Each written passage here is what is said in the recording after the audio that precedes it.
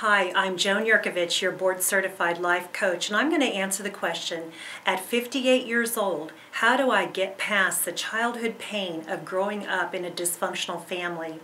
The caller that I talked to about this was someone who had, from the age of 3 or 4 years old, remembered abuse in her childhood home. She did live with parents who were both alcoholics, and they were both very, if nothing else, neglectful. And it wasn't until she was actually 19 years old that her whole world shattered because of something that happened. And if you want to hear that, I am going to have you listen to the whole story at joanjerkovich.com with that podcast.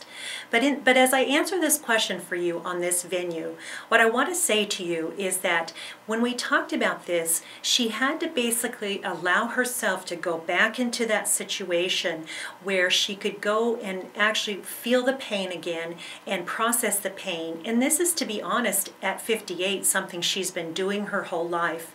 And she was probably more of a story of inspiration of how to actually be a survivor in one of these situations, because she would sometimes find herself in a very despondent, very pained place in life where she had these very painful, hurtful memories.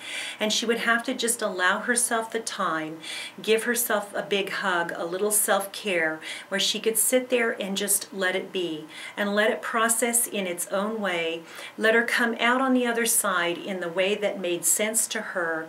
And I'm trying to keep this segment, this answer, kind of generic, because it's always a process of trying to find what works for you, what it is that you need to heal, what makes sense to you. And that's what I'm going to answer this question with as a life coach. Just listen to yourself, because you always have the answers that you need.